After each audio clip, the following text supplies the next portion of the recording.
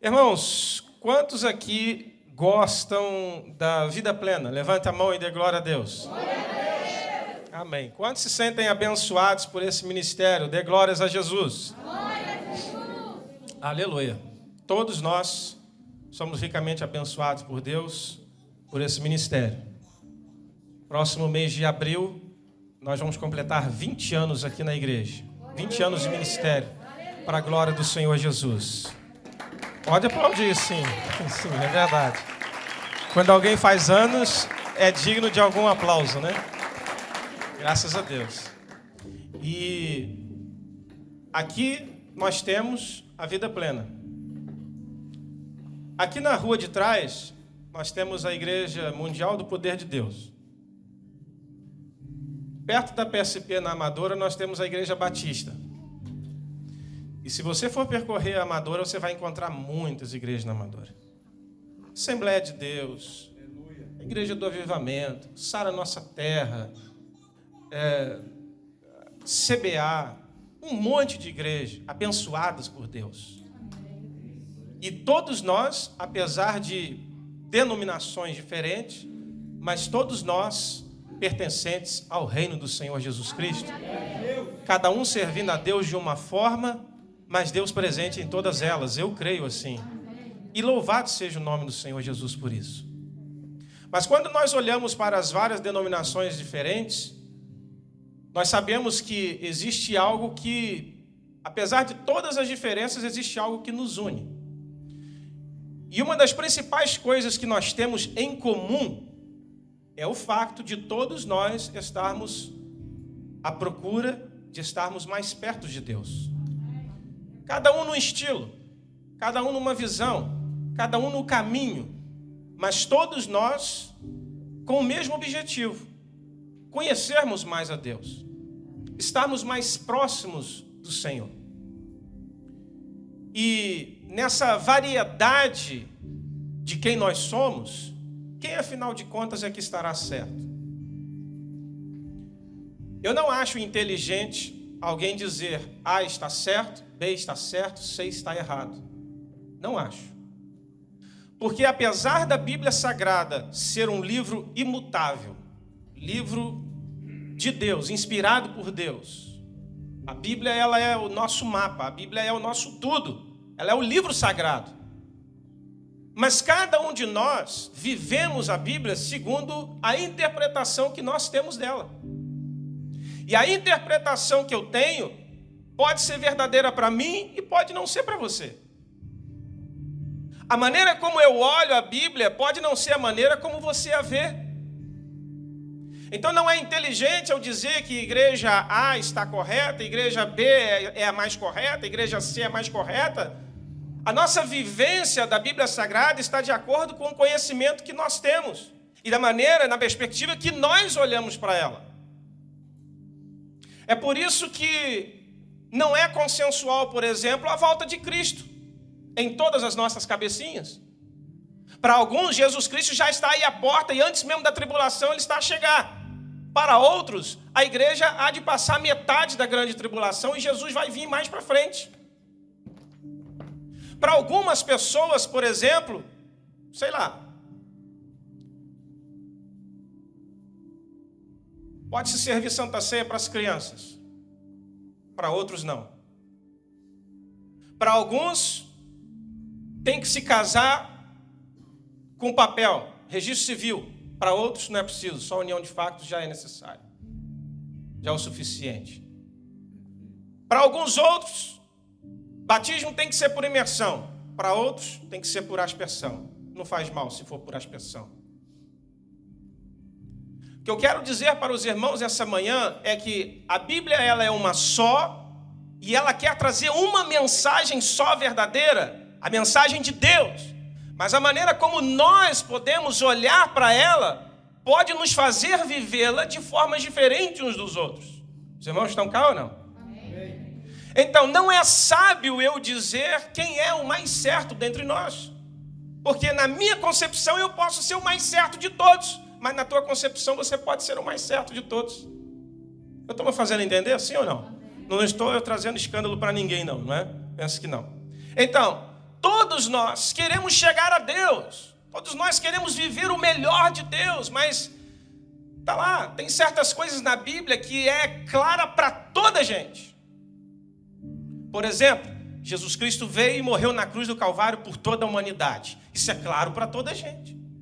Mas há certas coisas na Bíblia que não é clara para toda a gente. Então vai de acordo com o conhecimento que cada um tem, com a interpretação que cada um tem. E a gente fica à espera que o Espírito Santo permita-nos não pecar. Porque nem toda interpretação nos leva para perto de Deus. Então hoje nós vivemos nesse dilema.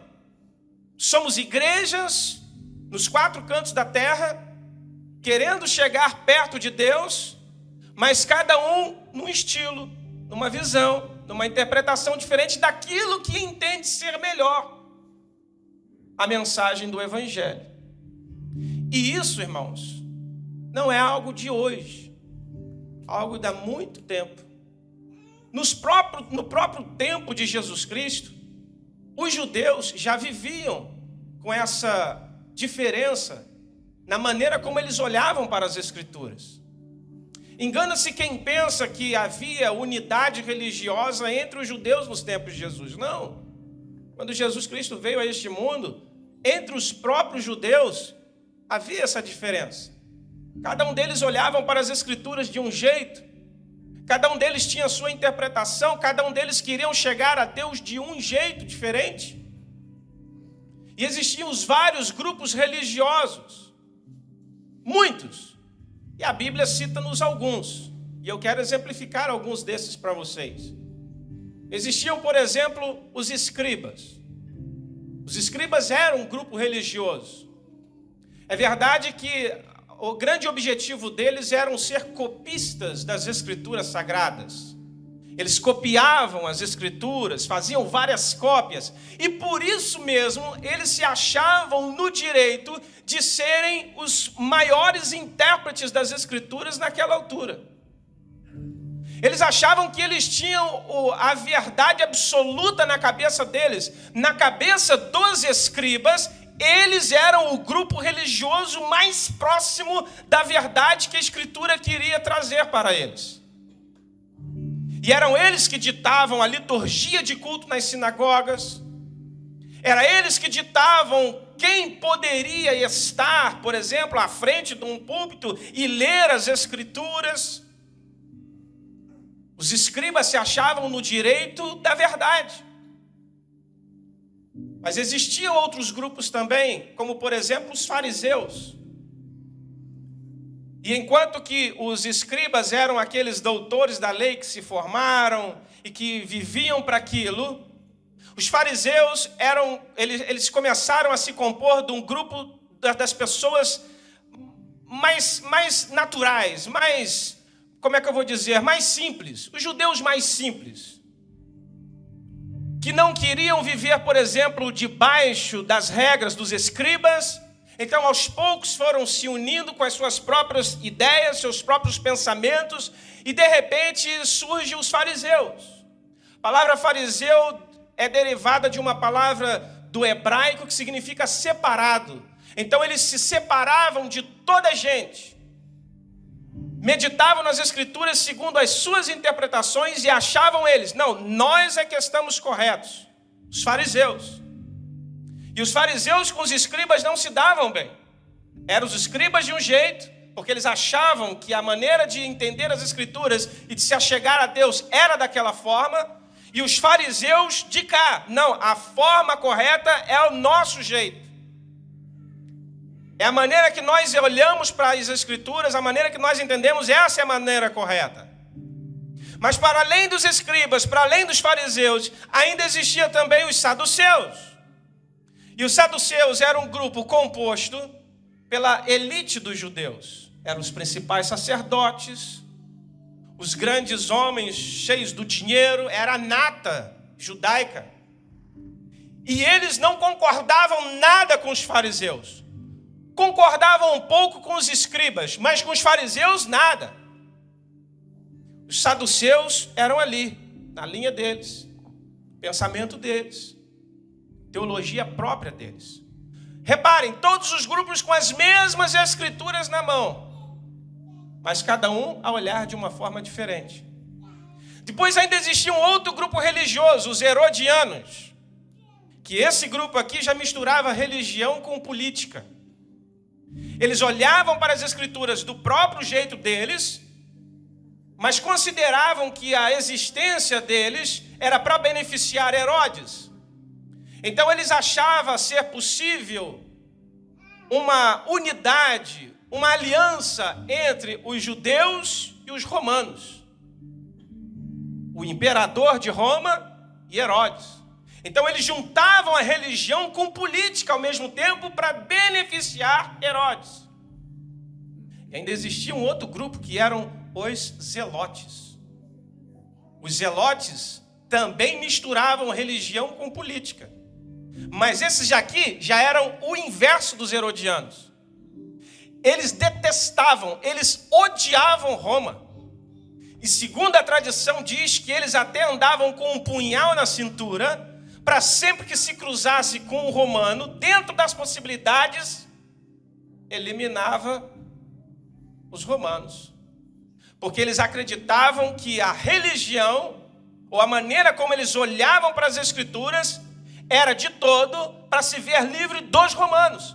Então uma ajudinha não fazia mal. Inclusive, um dos 12 discípulos de Jesus se chamava Simão, referência o Zelote. Não era Simão Pedro, um outro Simão. Simão o Zelote. Um dos que fazia parte, podemos dizer, de seita. Mas quando se encontrou com Jesus Cristo, largou aquilo tudo e passou a seguir Jesus Cristo. Então reparem, irmãos, que não é de hoje que existe essa maneira diferente de se tentar chegar a Deus. Mas no meio de toda aquela confusão, no meio de toda aquela bagunça, ou não sei se podemos citar aqui essa palavra bagunça, não é? Mas no meio de tanta aquela diferença, é melhor assim, no meio de tanta aquela diferença de perspectivas, de interpretações, surgiu um homem. E esse homem, diferentemente dos outros, ele começou a pregar nas ruas, começou a pregar nas casas, começou a pregar debaixo das árvores, começou a pregar nos círculos de amizade, começou a pregar para os mais íntimos. E a palavra deste homem começou a cativar de tal forma as pessoas, que em Mateus 7, 28 e 29, diz que as pessoas, as multidões, estavam atônitas com o seu ensino, porque ele as ensinava como quem tem autoridade e não como os mestres da lei. Amém? As pessoas começaram a amar a maneira de Jesus pregar. Porque Jesus sempre pregava não apenas o verbo, ele não pregava apenas a palavra, ele não pregava apenas teoria. Ele pregava e trazia aquilo de forma prática, que todo mundo entendesse. E aquilo se tornava real. Cada palavra que saía da boca de Jesus tornava-se real no coração das pessoas. E as pessoas entendiam isso como autoridade, como unção, com poder. E o grupo que começou a seguir Jesus começou a crescer de tal forma que os outros grupos começaram a diminuir. E sobre toda essa dinâmica, sobre toda essa realidade, eu quero compartilhar com os irmãos nessa manhã a minha primeira reflexão aqui com vocês. É que nem tudo que se prega em nome de Deus é evangelho de Deus. Sabe, as pessoas estavam cansadas já de ouvir tantas escrituras, vinda de tantos grupos religiosos, mas aquilo não estava refletindo com a mensagem que verdadeiramente Deus tinha para o seu povo. E o mesmo acontece nos dias de hoje. E a minha advertência, a minha chamada de atenção que eu deixo para a igreja nesta manhã é esta. Irmãos, o que é que nós estamos a deixar entrar nos nossos ouvidos? O que é que nós estamos a consumir? O que é que nós estamos a comer? E quando eu falo a comer, me referi espiritualmente à nossa alma. O que é que nós estamos a deixar entrar cá dentro? nem tudo que se prega hoje nas igrejas, nem tudo que se prega na internet hoje, nem tudo que se emprega por aí nos grupos, reflete o genuíno sentido do Evangelho de Jesus Cristo. E está lá, eu não vou acusar ninguém, não vou levantar nomes, não vou dizer quem é que está certo, quem é que está errado, mas eu acredito que todos nós, como membros do corpo de Cristo, temos o Espírito Santo de Deus e Ele é capaz para dizer nos nossos corações, mediante a palavra de Deus, o que é que nós devemos ou não ouvir. E muitas das vezes nós insistimos em ouvir certas coisas que o Espírito Santo está a condenar, ele está a dizer isso não é bom para você, e nós insistimos naquilo só porque por algum tempo aquilo está fazendo bem ao nosso ego. Sabe, é muito fácil nós ligarmos a internet e escrever o nome de um pregador favorito ou de um tema que o nosso coração esteja desejoso de ouvir. Mas será que é isso que Deus quer para nós? Vocês estão cá ou não? Muitas das vezes Deus quer nos trazer uma palavra de confronto. Mas eu quero ouvir uma palavra de amor, de paixão, de perdão, de consolo. Irmãos, o Evangelho, ele confronta. Aleluia, glória a Deus. O Evangelho não alisa. Jesus é amor, é graça, é. Mas Jesus também é justiça. Aleluia, glória a Deus. Tu és exaltado, Jesus. O mesmo Jesus que é descrito como ovelha, Aleluia. um animalzinho manso, tranquilo, tão dócil. O mesmo Jesus é descrito como um leão. Aleluia. Um animal que você, cuidado, não ousa tocar nele. Aleluia. Aleluia. Mesmo Jesus que há de dizer, vinde, possui por direito tudo aquilo que eu tenho para você, é o mesmo Jesus que há de dizer também, olha, afasta-te de mim porque eu não te conheço. É o mesmo Jesus. Aleluia. E nós precisamos, irmãos, ouvir aquilo que a mensagem de Jesus, a mensagem de Deus tem para nós. Amém. Aleluia. E essa chamada é uma das chamadas de atenção que eu quero deixar para os irmãos nessa manhã. Cuidado, não tente alimentar a sua alma só com aquilo que aparentemente você acha que é bem, é bom, o que te vai fazer bem. Procure ouvir a mensagem de Deus, seja ela o que for, qual o objetivo que ela tiver para a tua alma, mas ouça a palavra de Deus e ponto final, e aceita isso. Aceita a palavra de Deus. Se é para te tirar da tua zona de conforto, se é para te confrontar, se é para te apontar algum erro, seja o que for, é a palavra de Deus, então recebe, toma. E boquinha quietinha que fica melhor. Amém. Amém, igreja? Amém. Glória a Deus. Então, voltando à história, o povo, eles começaram a ficar animados com a pregação de Deus, a pregação de Jesus, porque a pregação de Jesus, realmente, olha, esse homem prega como quem tem autoridade, a gente sente autoridade nele, poder das palavras dele, uau, que espetáculo, vamos seguir esse Jesus. E é interessante que, apesar de Jesus estar ali pregando todos os dias perto deles, e Jesus não apenas pregava, Jesus, ele, faz favor, muda essa coisa aqui, que está me fazendo confusão. O tempo de louvor já passou. Põe isso tudo branquinho aqui, ou uma cor só aí. Faz favor, obrigado. Então, meus irmãos, aquela multidão, eles estavam acompanhando Jesus ali todo o tempo. Via Jesus fazendo milagres, via Jesus fazendo curas, via Jesus expulsando demônios, Jesus libertando, Jesus fazendo um monte de coisa. Ouvia a pregação direta da boca de Jesus, a palavra genuína, a mensagem clara que o Pai quis trazer à humanidade através de seu Filho. O povo estava ali ouvindo aquilo tudo de Jesus de uma forma tão pessoal, de forma tão direta. Como que eu queria viver naqueles tempos e estar ali face a face com Jesus Cristo, aprendendo teologia, Bíblia, Escritura, diretamente com o mestre dos mestres. Uau, que espetáculo! Alguém aqui gostaria de ter vivido naqueles tempos, sim ou não? Só por causa disso? Talvez não por causa da época, talvez não por causa das finanças, da época como as coisas corriam, mas só pelo fato de você viver ali nos tempos e olhando Jesus diretamente. E o povo estava habituado com isso. Só que interessante que, por mais que eles andassem com Jesus, depois de 3 anos, os seus próprios discípulos andando com Jesus para baixo e para cima, dormindo com Jesus, comendo com Jesus, andando para todo enquanto é lado com Jesus. Depois de tanto tempo, ainda vem um deles, no finalzinho já daquela escola de 3 anos com Jesus, pergunta para o Senhor: Senhor, nós não sabemos o caminho, mostre-nos o caminho. Uau.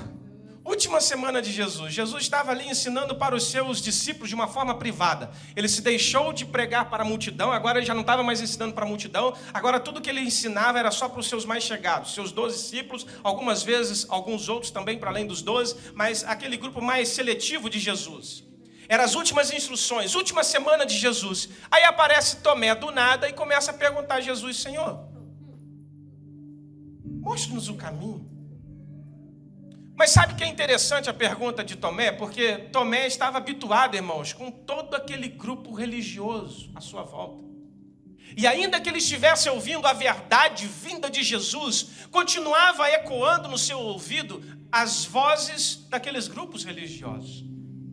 É como se hoje, por exemplo, você tenha certeza absoluta do caminho no qual você está, você tenha certeza de que você está no caminho de Deus, você tenha certeza de que Deus está contigo, mas você continua ouvindo na geração de hoje outras vozes. E compete a você tomar a decisão de ouvir essas vozes ou se manter firme no caminho no qual você está. E pode parecer para você muito ridículo isso, mas acredite, irmãos, tem muita gente hoje, depois de ter vivido tanto com Deus,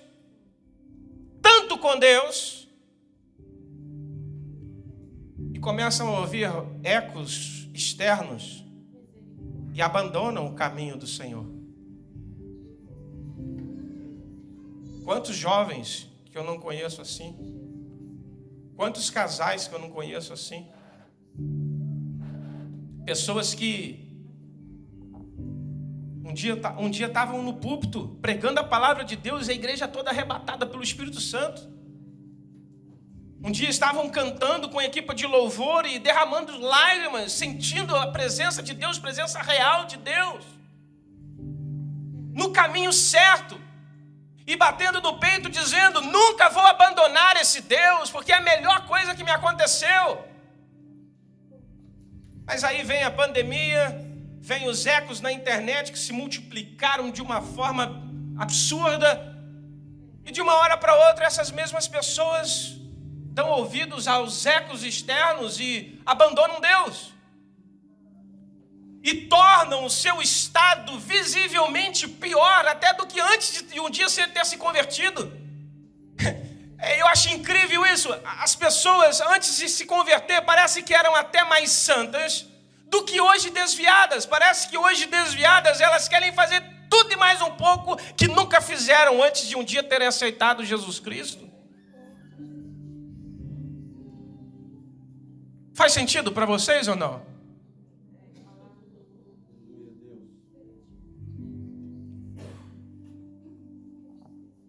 Então a gente não pode pegar numa pedra e tacar na cabeça de Tomé, porque isso acontece hoje também. Mas Tomé perguntou: Senhor, qual é o caminho? Mostre-nos o caminho. E aí Jesus respondeu para Tomé e para os seus discípulos em João 14:6: Tomé, eu sou o caminho, a verdade e a vida. E ninguém vai ao Pai senão por mim. Eu sou o caminho, disse Jesus. Eu sou o caminho. Eu sou o caminho.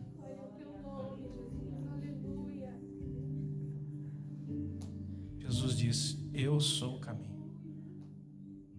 Comente com alguém que está do seu lado, por favor. Ei, Jesus é o caminho. Aquelas pessoas no tempo de Jesus estavam habituadas a ver vários caminhos para se achegar a Deus. Os escribas apresentavam um caminho, Os fariseus apresentavam outro caminho. Os saduceus apresentavam outro caminho. Os herodianos apresentavam outro caminho.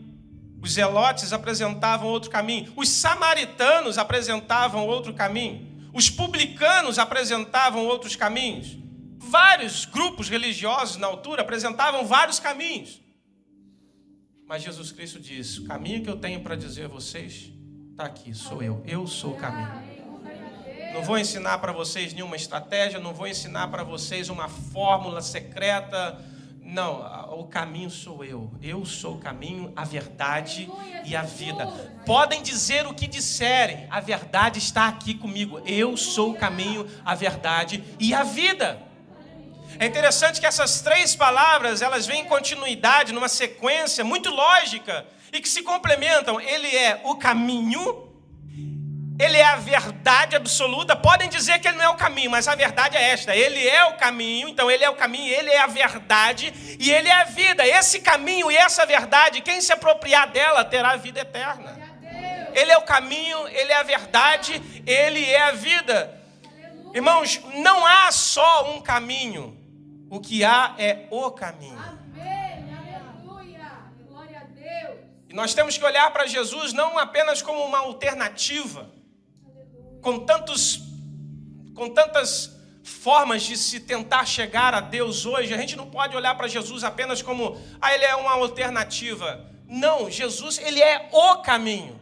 Não existem vários caminhos. Na nossa cabeça, na nossa mentalidade, na nossa visão, tem que existir apenas o caminho. E esse caminho se chama Jesus Cristo. Glória a Deus. Então, meus irmãos, nós precisamos olhar para os nossos dias de hoje e fazer uma autoavaliação. Será que o caminho que eu estou seguindo para chegar à vida eterna com Deus chama-se de fato Jesus Cristo? Será que a maneira como eu estou vivendo reflete Jesus Cristo? Será que os meus pensamentos correspondem com os pensamentos de Jesus? É porque Jesus Cristo disse que ninguém chega ao Pai a não ser por Ele. Então, se nós queremos nos achegar a Deus, nós temos que ser imitadores de Cristo. Temos que andar como Cristo, temos que viver como Cristo, temos que pensar como Cristo, temos que nos vestir como Cristo, temos que falar como Cristo, temos que comer como Cristo, temos que até nos deitar e dormir como Cristo. Toda a nossa vivência tem que ser como Cristo. E será que no nosso dia a dia, quando estamos nos nossos círculos de amizade, quando estamos na solidão do nosso quarto, quando estamos a vaguear por aí, numas férias, por exemplo, será que estamos a viver Cristo? Ou será que estamos dando uma folguinha para nós de 1 hora, ou de 1 semana, ou de 1 mês? Vivemos da nossa maneira, segundo os nossos caminhos, e depois, quando aquilo acaba, aquela folga acaba, ou aquelas férias acabam, e voltamos para a casa do Senhor, então voltamos a ser crentes de novo? Será que é esse o caminho que nós temos trilhado?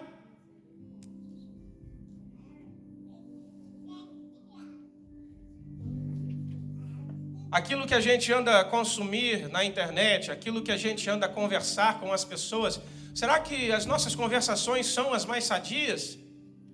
Será que os nossos olhos, que são a janela do nosso coração, será que estão entrando por eles a luz de Deus ou a escuridão das trevas?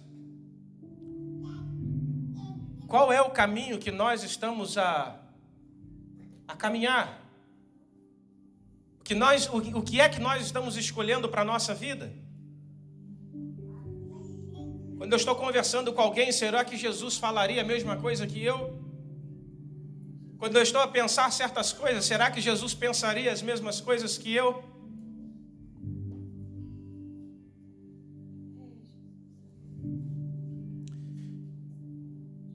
E por fim, eu quero concluir dizendo para os irmãos que esse caminho no qual Jesus Cristo se autoproclamou, sendo Ele o caminho para a salvação.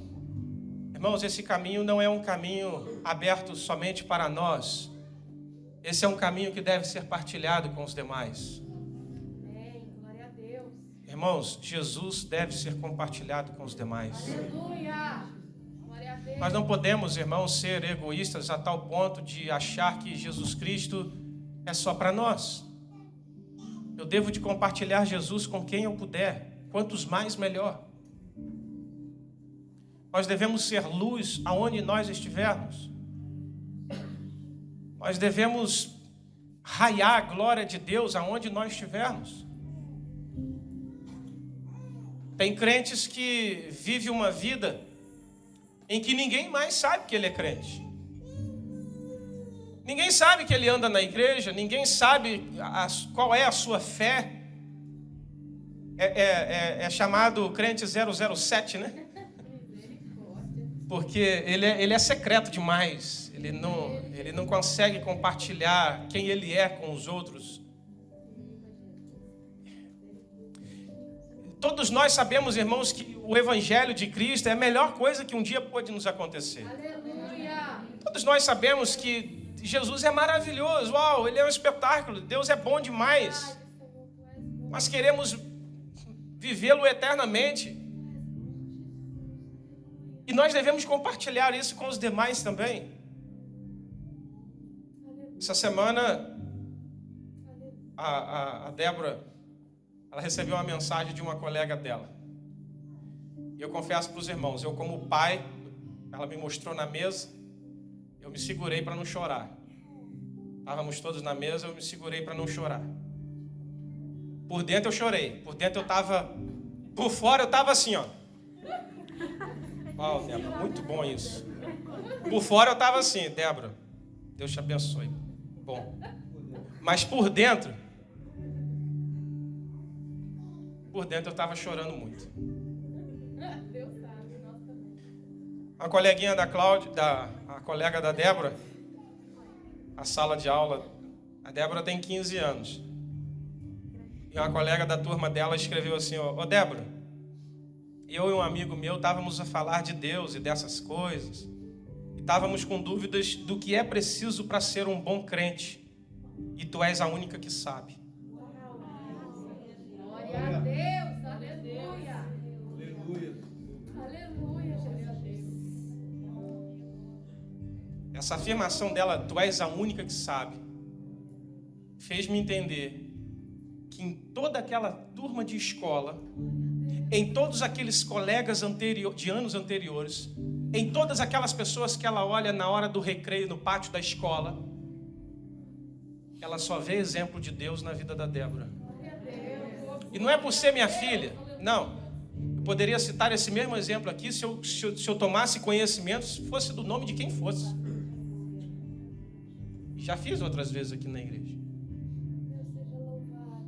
Mas calhou de ser com ela.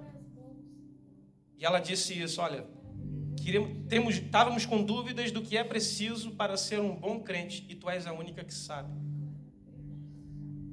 Irmãos, o mundo precisa ver em nós o brilho do Espírito Santo. O mundo precisa, e não se escandalizem com o que eu vou dizer agora, mas o mundo precisa ver em nós Deus. O mundo precisa de olhar para nós e, olha, Deus existe. Deus é real. Porque aquela pessoa é diferente. Aleluia. Glória a Deus. O mundo precisa olhar para nós e encontrar em nós o caminho. E nos tempos em que nós vivemos, irmãos, a mídia, a televisão e tudo mais, as pessoas com as suas filosofias, né? Aliás, a filosofia, pronto, era um dos outros grupos que existiam naquela altura de Jesus, que não era bem um grupo religioso, mas era um grupo também que, através da filosofia, tentava levar as pessoas num caminho para Deus. E hoje, tudo isso e mais um pouco, também tentam mostrar às pessoas o caminho que as pessoas devem de andar. E sabe o que eu digo para vocês, irmãos? Só existe um caminho. O caminho é Jesus. E a multidão, as pessoas estão precisando de ver Jesus nas nossas vidas.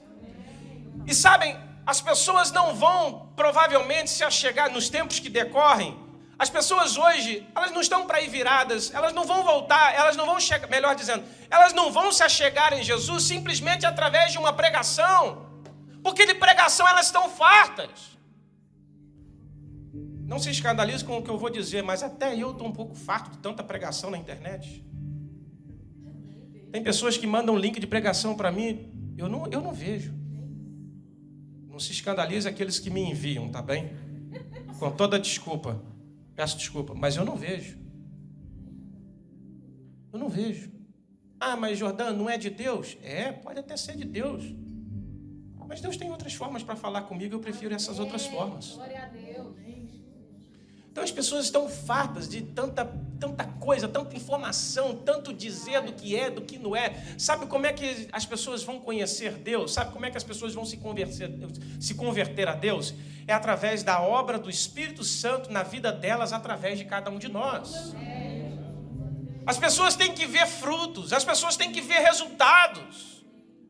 O Evangelho não pode ser apresentado com meras palavras, o Evangelho tem que ser apresentado com resultados. E Jesus, ele não apresentou o Evangelho apenas com palavras, ele apresentou com resultados de cura, de libertação. E se você não é usado por Deus com cura e libertação, pode-se demonstrar Jesus o caminho através da tua vida transformada. Às vezes a gente fica numa daquelas, Jesus hoje já não está curando, já não está libertando, por isso que as pessoas não estão aceitando Jesus. Ei, o que é feito da tua vida transformada por Deus? Amém. Fala a Deus. Onde é que está a tua vida transformada? Aleluia, Jesus. Onde é que está a luz, o brilhar do Espírito Santo na tua vida? Para contagiar, para incendiar aqueles que estão à sua volta. Chega de anonimato, chega de tanto secretismo. Secretismo é lá para os Illuminati, essa cambada toda. Nós temos que abrir o verbo e dizer: Jesus Cristo existe, Jesus Cristo transformou a minha vida e Ele é o caminho. Aleluia! Ele é o caminho.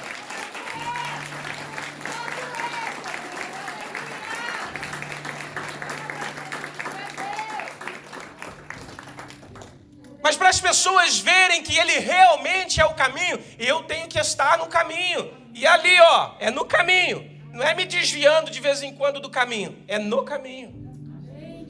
E aí eu finalizo com mais essa reflexão. Como é que está a nossa vida de santidade diante de Deus? Como é que está a nossa vida de santidade? Estamos nos consagrando a Deus? Estamos buscando a Deus? Estamos nos concentrando em Deus? O que os nossos olhos, volta a bater na mesma tecla, o que os nossos olhos andam a consumir? O que os nossos ouvidos andam a ouvir? O que é que anda saindo das nossas bocas? O que as nossas mãos andam praticando? Por onde os nossos pés andam nos levando? Não é possível você mostrar o caminho se você não vive uma vida de santidade, porque a santidade reflete a glória de Deus. O que vai refletir a glória de Deus na vida do próximo é a tua santidade com o Senhor. Amém. Glória a Deus. Aleluia, Jesus. Amém, igreja? Amém. Que esta manhã, que esta mensagem possa servir de reflexão, de estímulo para cada um de nós.